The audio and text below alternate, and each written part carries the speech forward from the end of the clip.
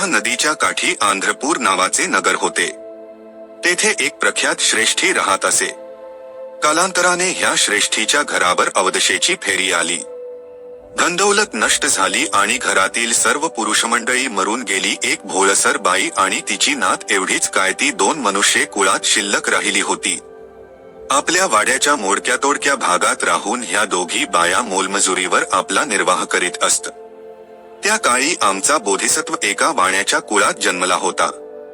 वयात आल्यावर तो दुसऱ्या एका सेरिवा नावाच्या फेरीवाल्या बरोबर फेरीवाल्याचा धंदा करून आपला निर्वाह करीत असे.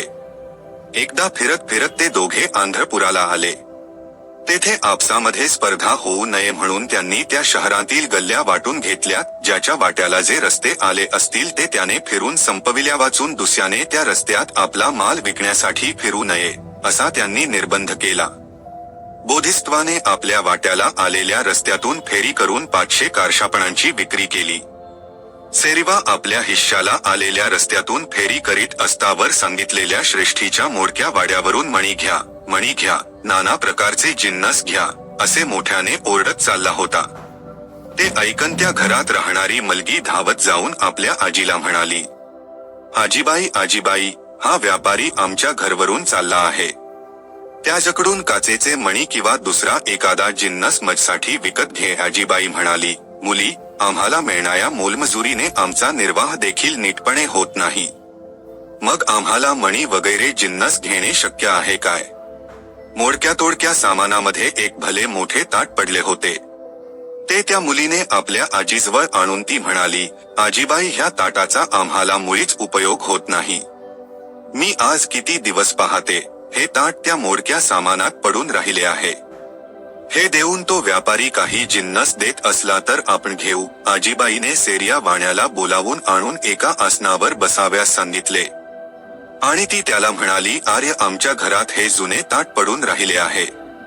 याचा आम्हाला सध्या काही एक उपयोग होत नाही. जर ह्याचा मोबदला माझ्या मुलीसाठी एखादी मण्याची माळ द्याल तर मी हे ताट तुम्हास देईन. सेरिया वाण्याने ते ताट हातात घेतले. त्याच्या वजनावरूनच ते सोन्याचे असावे अशी त्याला शंका आली आणि कसोटीला लावून पाहिल्यावर त्याची खात्री झाली. पण ह्या बाईला काही एक समजून देता तो म्हणाला, हे भिकार ताट येथे कशाला आणले? ह्याची किंमत 1 पै देखील होणार नाही. ह्याच्या मोबदला मण्याची माळ मला कशी देता येईल? तुम्हा बायकांना अक्कल कशी ती मुळीच नसते. उगाच मला त्रास दिलात. उसे उद्गार काढून आणि ते ताट तेथेच जमिनीवर फेकून देऊन सेरिवा त्या वाड्यातून चालता झाला. वाटेत तो आपणाशीच म्हणाला, ह्या ताटाची खरी किंमत म्हटली म्हणजे 1,00,000 कारशापण असली पाहिजे आणि माझ्या सगळ्या मालाची किंमत फार झाली तर 3-4 हजार कारशापण असू शकेल. तेव्हा माझा सर्व माल देऊन ते ताट मला मिळाले असते तरी देखील माझा पुष्कळच फायदा झाला असता. परंतु ज्या अर्थी ह्या बाईला त्या ताटाची किंमत माहीत नाही, त्या अर्थी मण्याची 1 माळ तरी का खर्च करायची?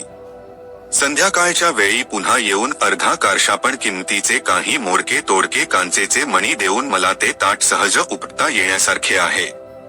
आमच्या व्यापारी लोकांचे हेच तत्व आहे की जेथे अर्ध्या कारशापणाने काम होत असेल तेथे पाऊण कारशापण देखील खर्च करू नये. अशा विचारतरंगात गर्क होऊन सेरिवा ह्या गल्लीतून बाहेर पडला. बोधिसत्वाच्या हिश्श्याला आलेले सर्व रस्त्यातून फेरी करून झाल्यावर तो सेरिवा ज्या गल्ल्यातून फेरी करून निघाला त्या गल्ल्यात शिरला.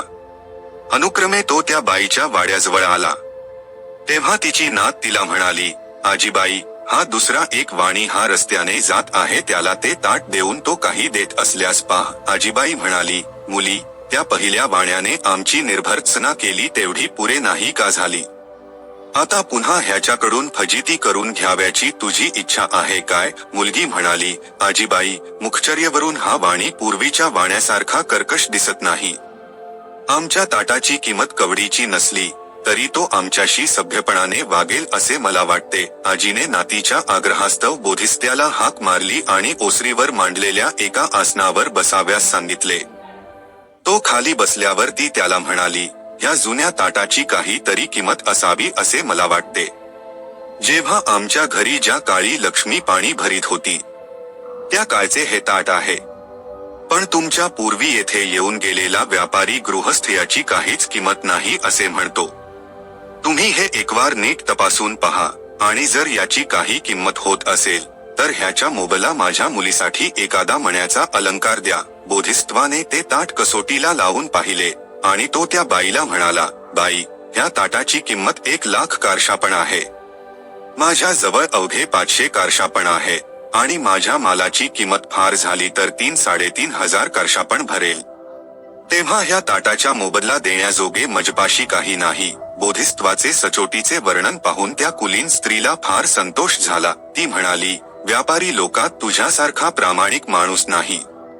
आम्ही जर हे ताट बाजारात विकाव्यास नेले तर आमच्या ह्या दारिद्र्यावस्थेत आमच्यावर चोरीचा आळ येण्याचा संभव आहे.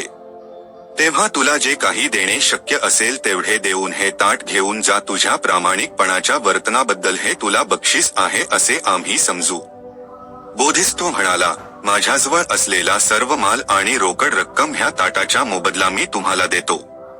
मात्र मला ह्या रकमेपैकी 8 कार्शापण आणि मालापैकी माझी तराजू मला द्या. त्या बाईला हा सौदा पसंत पडला.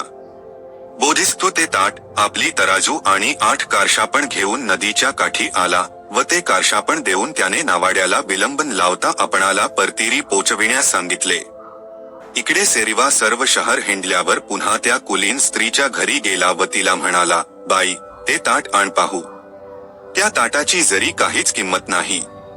तथापि तुझ्यासारख्या थोर घराण्यातील बाईला वाईट वाटू देणे मला योग्य वाटले नाही, म्हणून पुन्हा येथवर येण्याची मी तसदी घेतली. बाई म्हणाली, वा, तू मोठा धूर्त दिसतोस. जणू काय आमच्यावर उपकार करण्यासाठीच येथे आला आहेस. पण हे पहा, त्या आमच्या ताटाची किंमत 1,00,000 होती आणि त्याचा मोबदला 5-8 कार्शापण किंमतीची एखादी मण्याची माळ देखील देणे तुला कठीण पडले. म्हणजे जवळजवळ आमचे ताट तू फुकटच घेऊ पाहत होतास.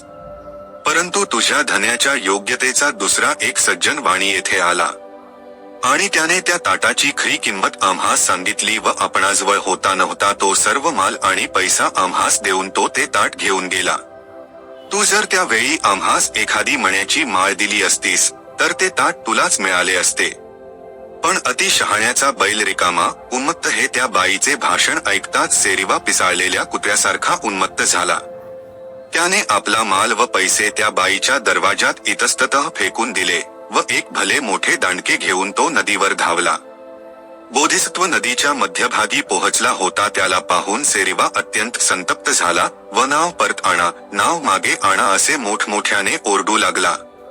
कोणी काही सांगितले तरी नावन फिरवता आपणाला त्वरेने परतीरी पोचविले पाहिजे, असा बोधिसत्वाने आगाऊच करार केला होता. तेव्हा नावाड्यांनी सेरिवा वाण्याच्या ओरडण्याकडे लक्ष न देता वेगाने नाव पुढे चालविली. सेरिवा ओरडून ओरडून थकला व घेरी येऊन तेथेच पडला.